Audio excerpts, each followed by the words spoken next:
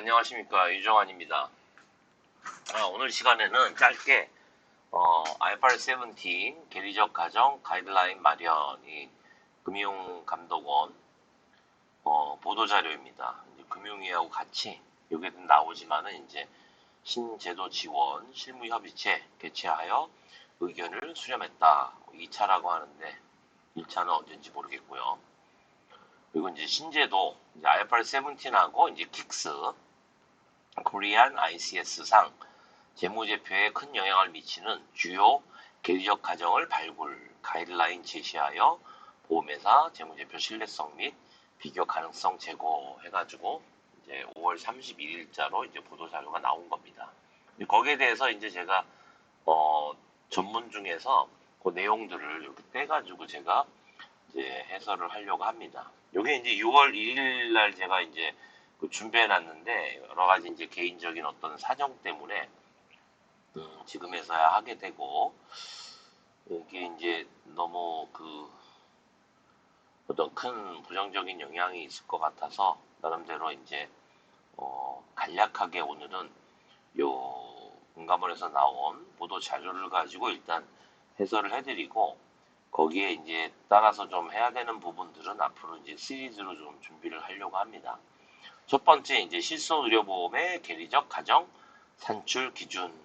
우리 이제 그 실손의료 이제 보험이라기보다는 이제 담보들이 많이 이제 개발이 됐죠.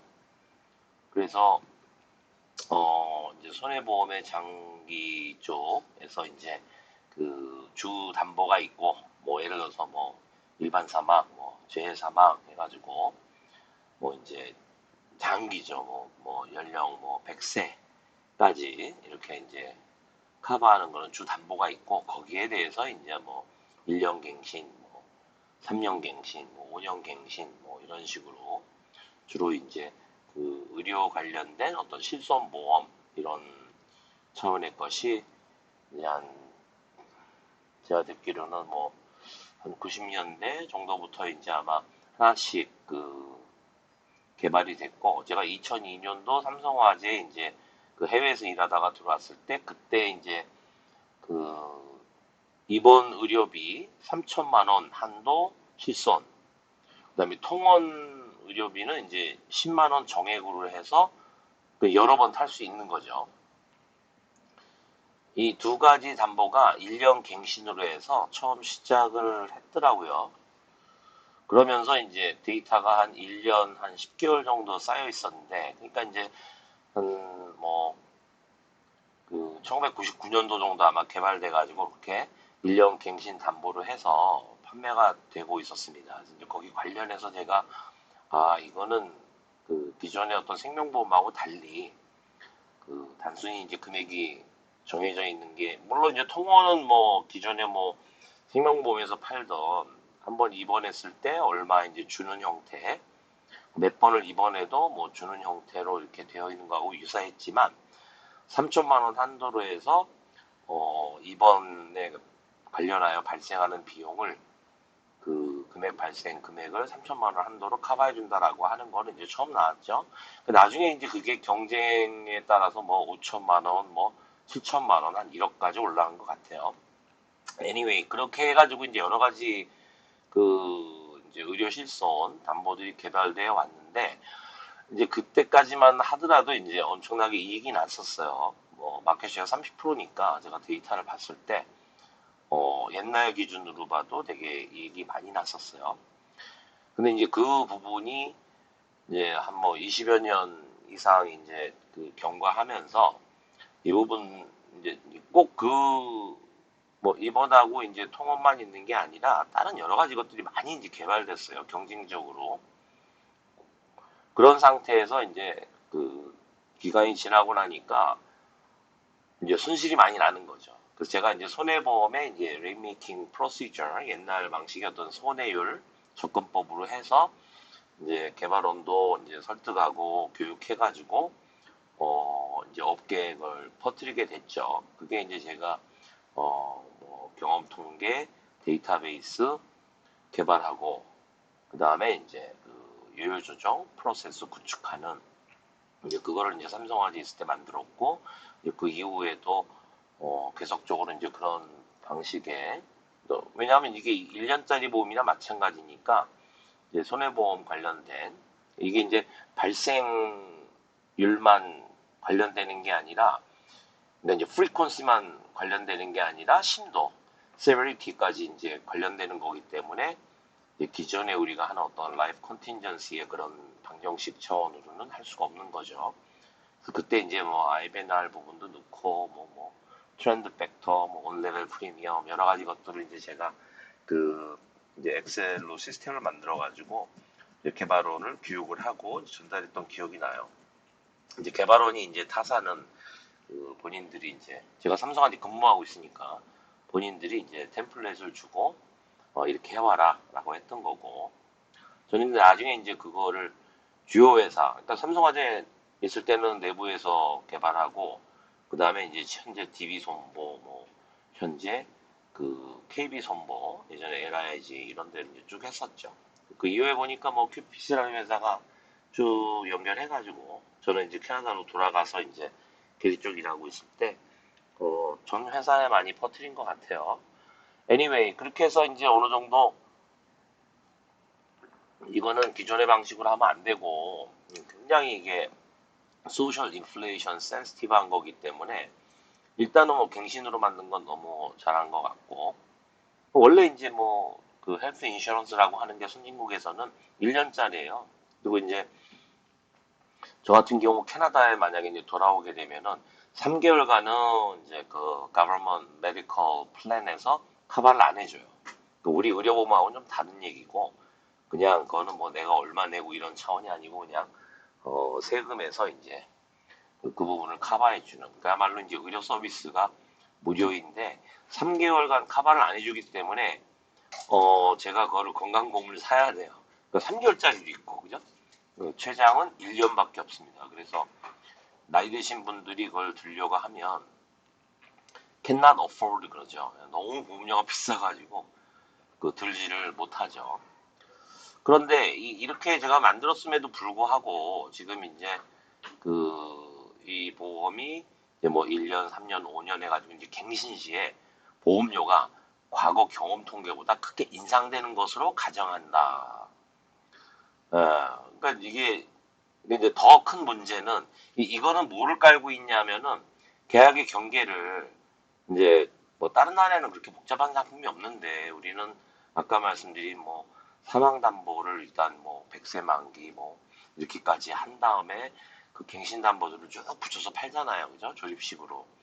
근데 그 1년 갱신, 3년 갱신, 5년 갱신을 저 100세까지 늘린다라고 하는 거예요. 그죠? 그걸 전제를 한 거예요. 그래서 미래에 갱신을 할 때 보험료가 과거 경험 통계보다 크게 인상된다. 그러니까 현재로 봤을 때 과거 경험 통계. 그러면은 5년 후에 10년 후에 보험료는 어떻게 되느냐? 그거는 지금 과거 통계 가지고 하는 게 아니잖아요. 그죠? 그러니까 이제 지금 과거 경험 통계 가지고 현재 기준으로 봤을 때 그 보험료를 그 미래 갱신 이후에 보험료를 정했다고 쳐요. 내년도. 그러놓고 나서 거기다가 뭐 이렇게 트렌드 팩터를 곱해가지고 쭉 증가하는 걸로 하겠죠?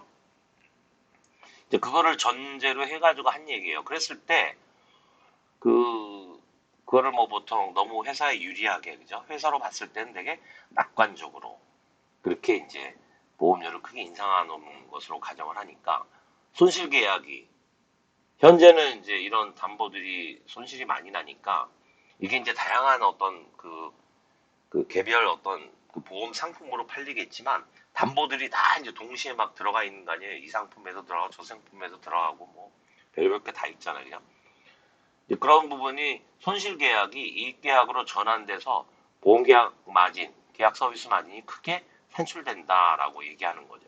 그러니까 현재 이제 1분기에 대한 어떤 어떻게 보면은 연도가 중요한데 분기 단위로 이렇게 한다고 정한 거는 중간중간에 좀 관리를 하겠다는 거고 여러분 큰 차이가 이제 IFRS 17 이전에는 뭐 내가 분기를 해가지고 4개 만든 다음에 나중에 그냥 합하면은 그게 연 어떤 재무제표가 됐단 말이죠. 근데 지금은 전혀 그렇지 않기 때문에 일단 중간에 지나가는 과정에서 좀 보겠다 이런 의미가 있어요. 이제 그런 차원으로 봤을 때 이제 CSM이 현재 크게 산출되는 것들이 이것 때문이 아닌가라고 하는 걸 이제 깔고 있는 거죠. 일단 첫째는 뭐 상식적으로 얘기할 수 있는 거고, 제가 이제 다른 부분에서 이제 이야기했듯이 이런 갱신이라고 하는 거를 예를 들어서 우리가 이제 1년짜리 자동차 보험이나 어떤 일반 보험들을 유추해서 해석을 하면, 물론 이제 계약상에 그게 legal 어떤 right and obligation 차원에서 과연 unilateral 하냐, 한쪽만 일방적으로 right and obligation이 있는 거냐, 아니면 bilateral, 그러니까 양쪽 다 있는 거냐라는 차원으로 봤을 때 차이가 있지만, 기준서 봤을 때, 근데 이거는 일단 계약의 경계를 1년짜리를 막 100세까지 늘려가지고, 게다가 보험료도 회사에 유리하게, 그죠? 쫙 자기네가 마음대로 셋업을 해놔. 뭐 당연히 그게 증가하는 거지. 만약에 이제 이 부분을 제대로 했을 경우에는 그냥 뭐 소위 얘기하는 IFRS 7이 이펙트 없는 거예요. 지금은 이렇게 많이 이익이 증가 예상되고 하는 게 IFRS 7이 이펙트래. 어이가 없는데, 예? 그런 것들이 일단 문제가 되는 거죠. 그러니까 첫째는 지금 업계가 보고 있는 게, 저렇게 갱신 이후까지 계약 연계를 늘려서 현금으로 추정하는 게 맞다라고 생각을 하고 있는 거, 착각하고 있는 거고. 이제 그렇게 됐을 때 보험료를 뭐 내가 손실을 일정 부분 나게 그렇게 가정하겠어요? 그 보험료를 과대하게 측정을 하니까 근거 없어요. 그렇게 하니까 이제 CSM이 크게 산출됐다. 예. 그래서 이 부분에 대해서 그럼 어떻게 되느냐? 뭐 예를 들어 볼게요. 이제 과거에 내가 한 3개년 동안에 한 뭐 그 30%씩 막 그러니까 뭐 간략하게 이제 위험보험료나 뭐 하여튼 이 보험료 기준이겠죠. 위험보험료가 아니고 그냥 보험료 기준으로 봤을 때 한 30%씩 뭐그 손실이 났는데, 미래에 대해서는 그죠? 갱신기간 쭉 연결해가지고 할 때에는 뭐 예를 들어서 손실이 안 나게 했다. 30%만큼 엄청나게 증폭돼가지고 당연히 보험회사의 미래 이익으로 현재 시점에서 현재 가치로 산출이 될 거 아니에요, 그죠? 그러니까 저는 이 계약의 경계를 연장시킨 게 지금 현재 어떤 과대 계상 추정된 부분에 거의 7, 80%를 차지한다고 지금도 확신하고 있습니다. 이거를 이제 가까운 장래에 어떻게 고치느냐, 이 부분이 큰 과제가 될 것 같아요.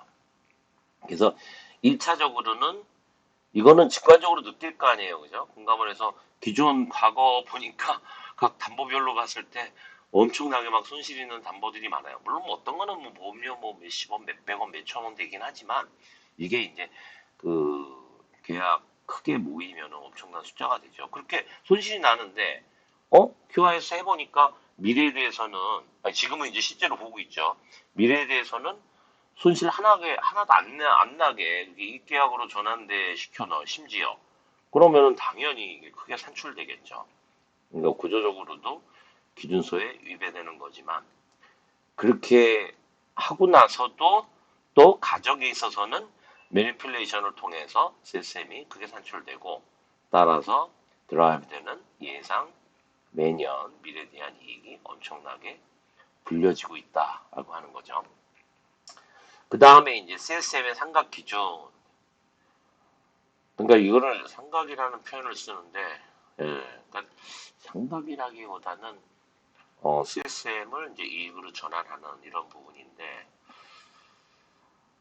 그리고 이제 기준서에서 인슈런스 서비스라는 얘기가 많이 나와요. 물론 이제 예를 들어서 여러분 자동차나 일반의 1년의 어떤 계약 경계 하에서 그 안에 어떤 보험 사고가 발생하면 그거를 커버해 주잖아요, 그죠?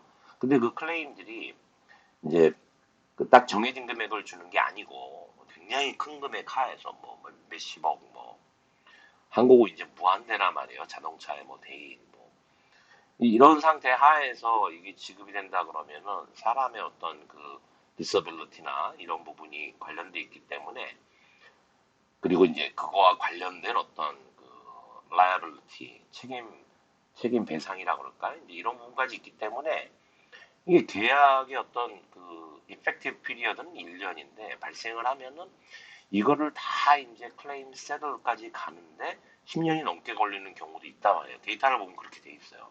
일반 보험 중에서도 10년이 뭐예요? 뭐막 20년 이상 가는 것도 있어요.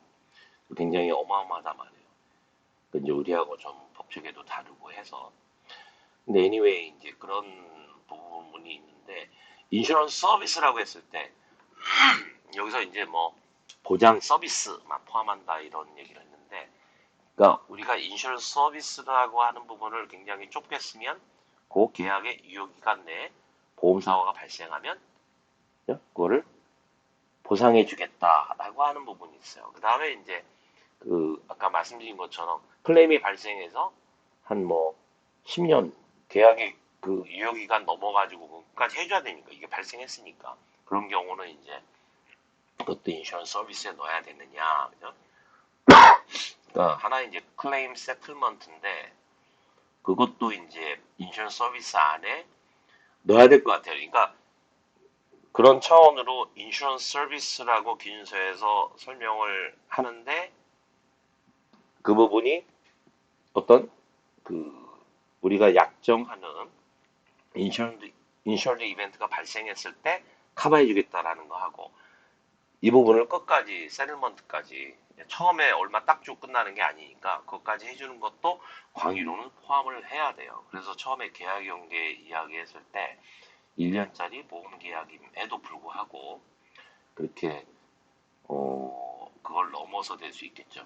그래서 아까 이제 예를 들어서 이번 의료비 실손 담보 1년 갱신인데 그때 만약에 입원이 발생했는데 뭐 입원만 딱 하고 그냥 나옵니까? 게다가 많은 금액이 있다는 거는 1년을 넘어서도 입원할 수 있는 거 아니에요, 그죠? 뭐 그런 경우들도 다 분리해서 각각 거기에 맞춰가지고 디멘전을 이제 CY만이 아니고 이제 그래서 AY, DY로 해가지고 2차원으로 이렇게 이제 분석을 하는 건데 하여튼 여기에서 이제 키포인트는 뭐냐 하면은 첫째 투자 서비스, 보험 계약 후기에 주로 발생을 고려하지 않거나 그러니까 이게 인베스트먼트 컴포넌트를 이야기하는 것 같아요. 투자 서비스, 보험 계약 후기에 주로 발생한대요. 뭘까요 이게? 그러니까 뭐 예를 들어서 뭐 계약 만기에 뭐 기존 뭐 기납입 보험료를 돌려준다든지 뭐 이런 걸 얘기하는 건지. 그러니까 제가 인베스트먼트 컴포넌트라고 해석을 일단 하고 그 부분을 고려하지 않거나 두 번째 보험계약 서비스 보장 위험의 발생 빈도와 frequency죠. 반복 발생 정도 제대로 반영하지 않을 경우. 그러니까 예를 들어서 사망 같은 경우는 사망해서 보험금을 준다 그러면 그거는 더 반복해서 발생하지 않잖아요, 그죠? 근데 이제 어떤 담보는 아까 말씀드린 입원만 치더라도 장기보험에 뭐 그 1년 이내에 이게 커버되는 1년 이내에 꼭 위험이 아니 입원이 한 번 발생하지 않을 수도 있잖아요, 그죠? 이제 그렇게 되는 그거를 제대로 반영하지 않았다라고 할 수 있겠죠, 그죠? 그러니까 리던던트한 커버리지가 있는 거고 딱 한 번 발생하는 베르누이처럼 이렇게 발생하고 안 하고 이런 차원의 거하고 이제 이거를 반영하지 않을 경우 이제 초기의 상각률이 높아진다. 글쎄요, 뭐 이 부분 관련해가지고 과연 반복이 여러 번 되면은 뭐 거기에 있는 베네핏 어마운트라고 하더라도 그거는 이제 인슈어드 어마운트인데 거의 그 금액까지 커버한다는 얘기인데 그 부분을 반영을 해서 해야 되느냐. 그래가지고 이제 초기의 상각률이 높아진다. 글쎄요, 이게. 어떻게 보면 클레임이 발생을 했다라고 하면 지금 내가 알 수는 없는 거죠, 그죠? 근데 그거를 한 번 발생하는 거하고 이제 여러 번 발생하는 그거를 어떻게 과연 할 것인가. 그러니까 이게 좀 거의 어떻게 보면은 가이드라인이라고 할 수 있을까. 하여튼 좀 고민을 하게 하는 것 같아요. 그런데 제가 이제 거기에 대한 평가를 해드리면 인베스트먼트 컴포넌트는 어차피 IFRS 17 영역에서 이제 이렇게 정리하고 있어요. 기준서는. 이게 만약에 애초부터 이게 분리될 수 있다라고 하면 예를 들어서 인슈런스 커버리지는 내 제공하는데 예전에 있던 상품인데 지금도 있는지 모르겠는데 은행처럼 하는 거예요. 또 이 일정 부분의 어떤 그 보험료는 따로 이렇게 분리를 해요. 그래가지고 어떤 투자율을 감안해가지고 분리해서 계약 만기가 되면 그건 돌려줘요. 그러니까 뭐 중간에 뭐 만약에 사망 남부하고 연결돼 있는 경우 사망을 해서 계약이 종료가 되면 그때까지 그 돈은 따로 해서 투자한 부분으로 돌려준다라고 하면 이거는 분리가 돼 있잖아요. 그런 경우는 IFRS 17하고 상관없는 거예요. 분리해가지고 IFRS 9이나 이쪽으로 보내야 돼요. 그죠? 왜냐하면 우리가 약정한 투자보다 우리는 투자해서 많이 벌 수 있는 거잖아요. 그죠? 그건 IFRS 9 이쪽에서 커버하는 거고 아예 IFRS 17 측정에 안 들어와요. 그런데 이제 유럽의 경우, 선진국의 경우 이제 보험의 전통적인 부분이 죽어가니까 이제 텍스를 세이브 한다든지 뭐 텍스 여러 가지 종류가 있겠죠. 그죠? 뭐 소득세도 있고 뭐 이자 관련된 소득세, 뭐 하여튼 상속세, 뭐 여러 가지 뭐 증여세 뭐 여러 가지 있을 텐데 이거 관련해서 굉장히 그러니까 유럽에서는 영국 중심으로 유닛 링크드 그래서 되게 이제 투자 그 어떤 세제를 절감 내지는 회피할 목적으로 이제 그렇게 큰 투자를 한단 말이에요. 그런 경우는 아예 빼버려야 돼요. 애초부터. 근데 우리 이제 예를 들어서 뭐 그런 투자된 부분, 예를 들어서 이제 variable annuity가 있고 뭐 이제 variable product가 있다라고 하면 이제 거기에 관련된 부분이 이게 분리가 불가능하단 말이에요, 그죠? 그러면은 일단 그 내가 측정할 때에는 그것까지 포함을 해요. 근데 나중에 이 부분을 가지고 우리가 얘기하는 어떤 그 순수한 보험계약 부채, 인슈런스 리스크 관련된 부채나 아니면 인슈런스 레버뉴 따지고 할 때는 분리를 해내가지고 절로 보내야 된단 말이에요. 그죠? 그래서 그 부분을 고려한 다음에 무슨 얘기인지는 알겠어요. 초반에 좀 많이 이익을 인식하고 뒤에는 적게 놔두는 거를 인베스트먼트 컴포넌트는 주로 후기에 발생하니까 그러면은 좀 처음에 많이 이익을 인식 안 하고 좀 이렇게 그 골고루 되지 않겠느냐라고 하는 그런 이제 공수가 있는 거고 이제 그 순서를 잘못 이해하니까 뭐 이런 부분이 있는 것 같고요. 그 다음에 보장 위험의 발생 빈도, 반복 발생 정도를 어떻게 반영을 하느냐. 그러니까 왜냐하면 지금 한 번 발생하는 거와 그 다음에 여러 번 발생한다고 하더라도 지금 단계에서 알 수 없단 말이에요. 그죠? 그래서 뭐 예를 들어서 이거는 뭐 과거 계획 데이터를 보니까 이렇다라고 하니까 지금 빈서에서는 그 어떻게 하면은 그 계약의 benefit amount하고 그 remaining 그 coverage period 나중에는 이제 remaining service period로 바뀌었습니다만은 그 기간 남아있는 기간하고 그다음에 benefit amount로 그러니까 이게 선진국에서는 우리처럼 이렇게 주담보에다가 막 정말 virtually 막그 선택할 수 있는 게 막 100개가 넘는 거를 가지고 막 조립을 해. 그래서 막 대여섯 개 담보를 붙여가 이렇게 하는 게 없단 말이에요. 그죠? 그러니까 머리가 아픈 거예요. 그 베네핏 어마운트에 맞춰서 보험료가 그거만큼 상황되지 않잖아요. 그죠? 왜냐면 항상 뒤에 어떤 그 우리가 예상되는 여기 말하는 빈도라는 부분이 있기 때문에 애초에 이게 반영이 되는 거예요. 근데 그걸 그냥 합쳐버린 거죠. 독립이라는 가정하에. 근데 하여튼 그래서 초기 상각률이 높아졌다. 이번은 좀 논리적으로 말이 안 돼요. 그래서 보험계약 서비스에 투자 서비스를 포함하래요. 그죠? 이거는 말도 안 됩니다. 이거는 뭐 제가 봤을 때는 기준서에 대한 어떤 무지, 잘못 해석에 따라가지고 되는 거예요. 그래서 뭐 이런 식으로 이제 뭐 비대보험 계약 서비스 뭐 이런 식으로 이야기를 했는데 이것도 마찬가지로 심히 우려됩니다. 그 다음에 이제 중요한 보험 손익 인식을 위한 리스크 어드저스먼트. 리스크 어드저스먼트 상각 계속 그런데 우리가 이제 보통 이거를 이제 CSM하고 RA를 어떻게 보면 분리해서 생각하잖아요. 그제?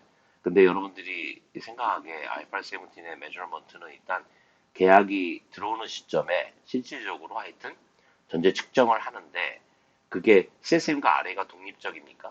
연결돼 있죠, 그죠? 그래서 어떤 그 현금 유출하고 유입 그리고 그것의 어떤 present value 추정치 한 다음에 하여튼 RA라고 하는 부분은 기준서에서 일단 나와 있는 거는 딱 한 항목이에요. 설명을 해요, 그죠? 하나의 컴펜세이션이란 말이에요.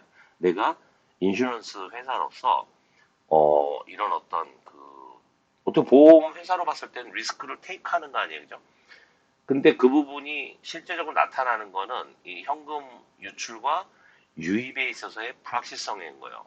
only God knows잖아요. 내가 그걸 어떻게 알아요? 물론 이제 그거를 나름대로 예전에는 그냥 이제 그거를 디터미니스틱한 모델로 해가지고 방정식 풀듯이 해가지고 이제 그 보험료를 일단 결정을 했어요. 이건 어쩔 수 없잖아요, 그죠? 보험료를 뭐 매년 뭐 상황에 따라서 바꾼다 이러면 누가 사겠어요, 그죠? 일단 보험료는 결정돼 있는 상태에서 그 클레임 쪽은 이제 모르는 거죠. 이 부분이 이제 불확실한 거죠. 물론 이제 보험료도 윤서에 보면은 내가 이제 얼마만큼 사람들이 탈퇴하느냐, 그죠? 멀티플 데크레멘트예요. 탈퇴하느냐에 따라서 달라지잖아요. 그런 거는 이제 하나의 자기 옵션을 행사하는 건데 그거에 따라서 보험료 수입이라고 하는 그것도 달라질 수가 있단 말이죠. 아이고 죄송합니다.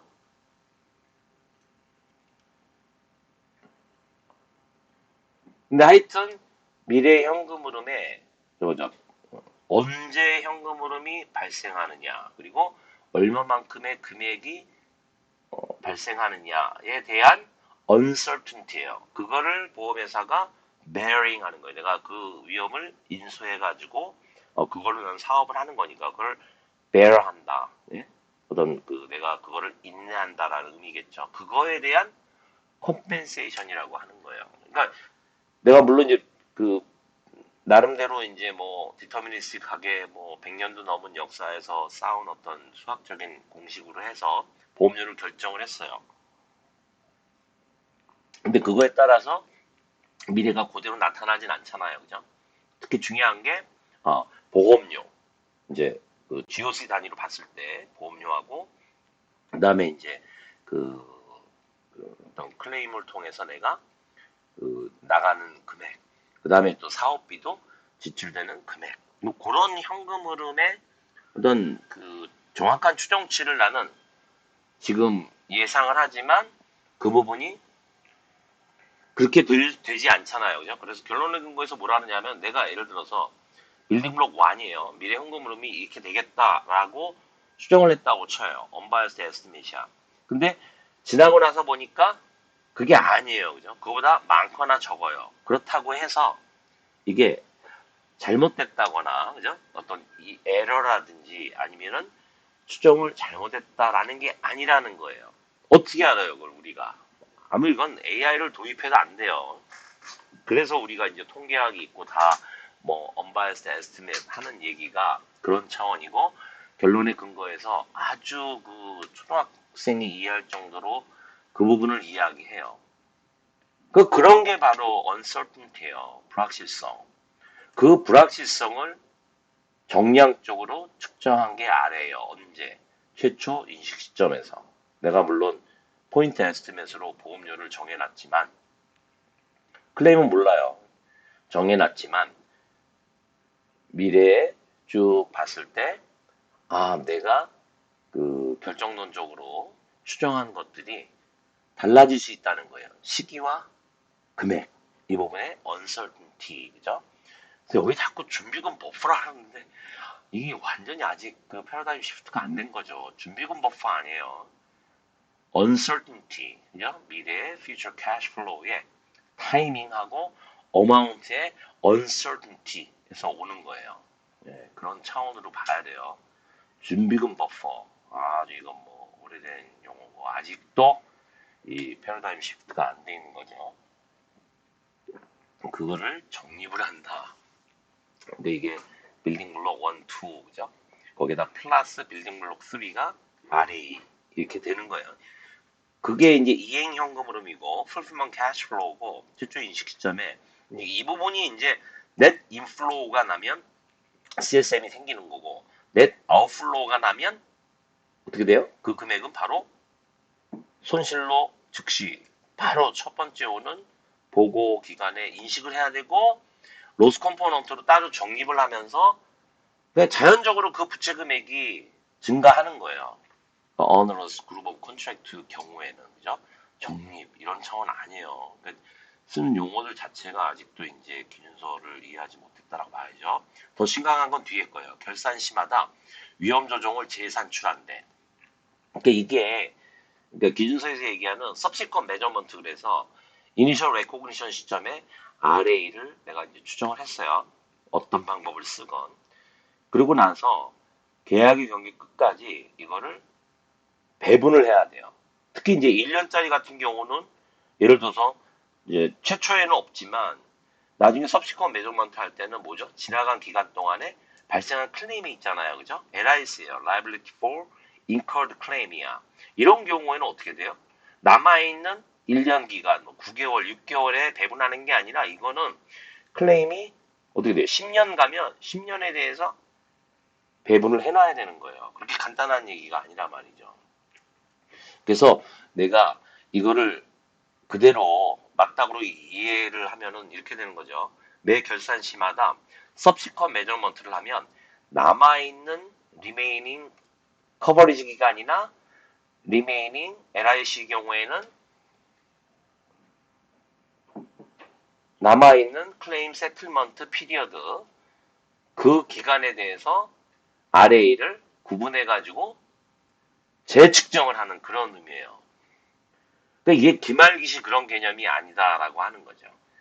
그러니까 제가 이제 나중에 RA 관련해가지고는 따로 이제 그 조금씩 끊어서 교육을 드리겠지만, 기말기시 이런 차원으로 보지 마시고 최초 인식 시점에 RA는 다 LRC죠, 그죠? LRC라는 게 없잖아요, 그죠?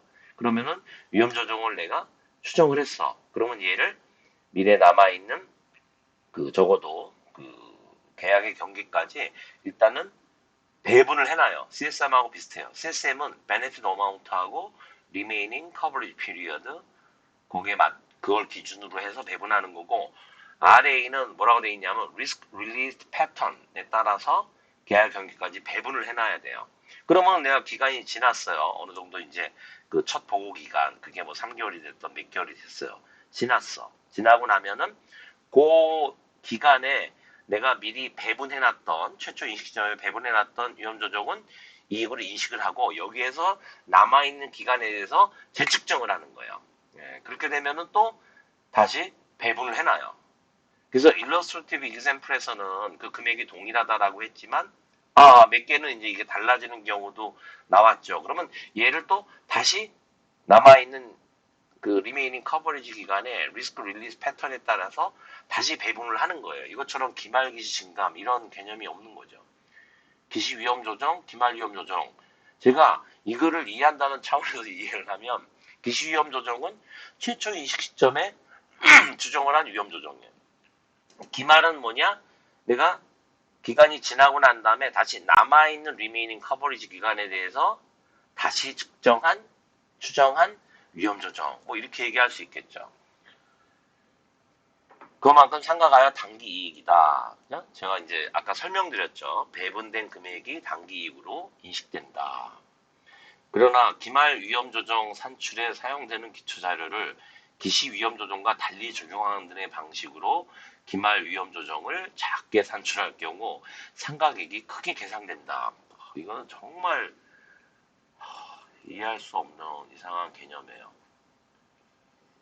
근데 이거를 다시 산출한다라는 의미가, 그러니까 제가 위에서는 이제 좋게 생각해서 이제 그렇게 한 거고, 이건 무슨 의미냐면, 내가 이제 최초 인식 시점의 RA를 측정을 했어요. 그리고 이제 그 일단 next available 그 보고 기간까지 일단 배분을 해놨는데, 그때 가서 내가 배분한 거를 다시 측정한다는 그런 의미인 것 같아요. 아주 오류, 잘못된 생각이에요. 그러니까 여러분 CSN 같은 경우는 제가 그 예제 그 엘리자베트 공시 100번 101번에서 설명 많이 드렸다시피, 인슈런스 파이낸스 익스펜스가 이자를 적용하는 거가 CSM은 하지만 RA는 안 해요. 왜 안 할까요, 과연? RA라고 하는 거는 실제 어떤 머티리얼한 캐시플로우가 아니에요. 아까도 처음에 설명드렸다시피 그 캐시플로우의 미래 예상되는 타이밍하고 어마운트에서 오는 언설튼티를 내가 퀀터테이티브하게 정량적으로 매저한 거예요. 굉장히 어떤 추상적인 개념이란 말이에요. 그런 개념에 대해서 인슈런스 파이낸스 익스펜스를 적용할 수 없는 거고, 또 하나 여기 지금 얘기하는 것처럼 기시하고 기마를 다시 산출했대요. 이렇게 할 수가 없는 거예요. 그러니까 경험 조정 부분에서 제가 설명드렸다시피 경험 조정에서는 어떻게 뭐냐고요. 현금 유출, 현금 유입, 그죠? 이 금액 자체란 말이에요. 자체. 거기 현가도 안 들어가요. 금액 자체에서 경험 조정이라고 하는 게 내가 얼마를 어느 시기에 어느 금액이 나갈 거라고 딱 생각을 했는데 실제 나간 금액의 합산 금액을 보니까 현가 말고요. 금액 차원으로 봤을 때 유입 유출이 차이가 있다 그러면은 그거를 한번 정리하고 간다 그랬죠. 근데 보험료는 항상 미래에 대한 서비스에 대한 거니까 바로 손실로 인식 안 하고 CSM에 애드하는 거죠. 애드하거나 빼는 거고 현금 유출, 이제 보험금 나가는 거나 클레임 지급되는 거나 사업비 익스펜스 같은 경우는 이거는 이제 바로 어디요? PL에서 인식을 하는 거죠. 그게 차이가 있는 거예요. 그게 그 부분 자체가 그러니까 과거에 대해서 내가 추정한 부분을 정리하는 건데 만약에 이게 RA로 적용한다 그러면 이런 경험 조정하고 아무 상관없는 거예요. 그러니까 내가 위험 조정을 예를 들어서 요 지나간 기간 요 부분에 대해서 내가 100이라고 배분을 해놨어요. 최초 인식 시점에 측정해가지고 100이라고 해놨는데 지나고 보니까 위험 조정이 100이 아니었네 라는 개념이 아니라는 거예요. 그거는 퀘스천이 없이 그냥 내가 배분한 거는 그냥 아무 뭐 따로 안 하고 제대로 이게 배분됐다라고 하면 그거는 그냥 기간이시라면 이익으로 그냥 인식을 하는 거예요. 그러고 나서 남아있는 기간에 대해서 다시 측정을 하는 거예요. 그러니까 이 말은 뭐냐면 마치 위험 조정도 경험 조정 같이 생각하는 거예요. 이거는 기준서에 위배되는 거죠. 예, 그러니까 그래서 제가 교육할 때 그런 질문들 많이 했어요. 위험 조정에는 인슈런스 파이낸스 익스펜스도 적용이 안 돼요. 개념상으로.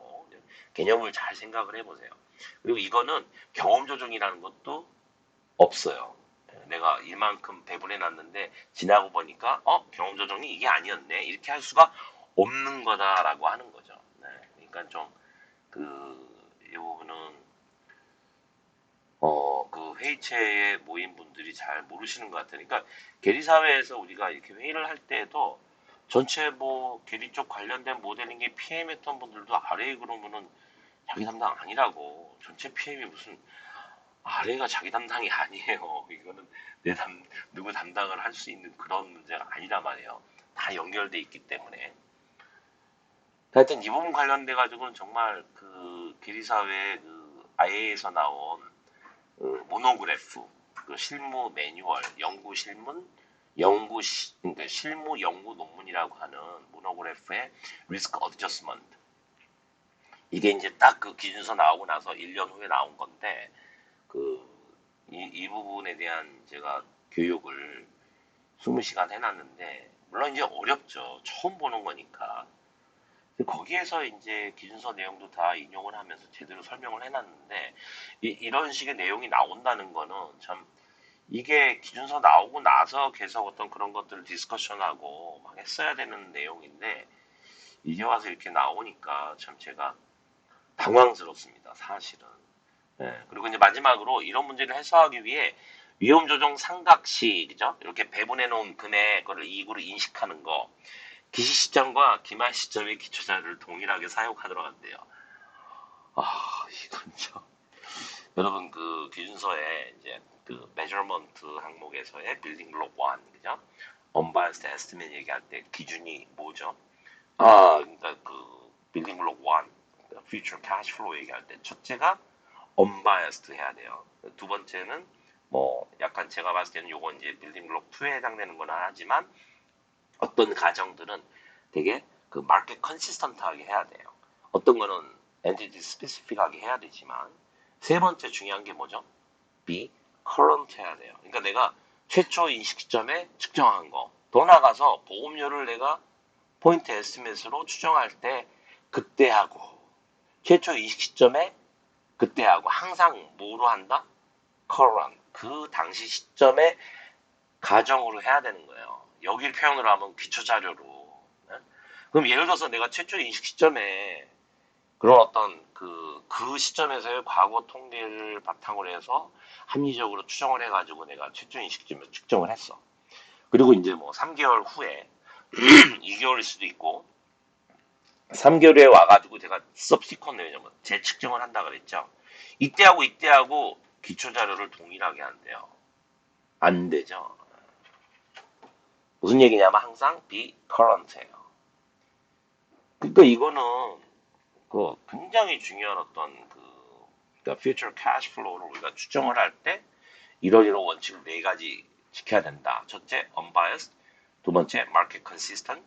요건 이제 다른 가정 얘기예요. 이건 다른 그 과정이고. 그 다음에 be current 해야 된다. 마지막 be explicit. 이 네 가지 굉장히 중요한 건데 거기에 이제 세 번째 be current라고 하는 거를 이제 모르는 얘기예요. 무슨 기말 기시 시점에 기초 자료를 동일하게 해요. 동일하게 하면 이거 안 되죠. 왜냐하면 이게 기간 자체가 3개월이라가 아니고 1년 막 이렇게 차이가 있다고 쳐보세요. 그러면은 1년 전하고 1년 후하고 어떻게 기준이 같아요? 응? 지금처럼 특히 막 그냥 엄청나게 변동이 심한데 코비드-19 그 코로나 이전과 이후도 다르고 기간도 길었죠. 게다가 또 코로나 이후라고 하더라도 이게 바로 그냥 코로나 이전으로 돌아가나요? 이게 어느 정도 시간에 거쳐 가지고 그 코로나 이전으로 돌아갈 수 있지만 또 어떤 거는 굉장히 장기적인 현상으로 봐야 되는 그런 변화들도 있단 말이에요. 그런 것들을 면밀히 봐야 되는 건데 기말과 기시 시점의 기초 자료를 동일하게 사용한대요. 이거는 정말 심히 많이 우려가 되고 물론 이제 이 보도 자료 말고 이제 조금 자세히 나온 부분이 있는데 아직 그거는 이제 확정이 안 됐다고 그 보도 자료를 안 했으니까 웬만하면 이제 저보고 자료 이렇게 제가 주시는 분이 좀 아직까지는 좀 릴리즈하지 말라라고 하는데 제가 이제 그 부분 관련해서 지금 많이 설명을 드린 거예요. 특히 이제 RA 관련된 거는 제가 봤을 때는 이게 가장 어떤 어려운 모델링이다. 물론 독립적인 건 아니에요. 그러니까 과연 미래 현금 흐름에 제가 추정을 하는데 예를 들어서 예를 드는 게 아니고 그게 이제 uncertainty from timing and amount of future cash flow잖아요. 그죠?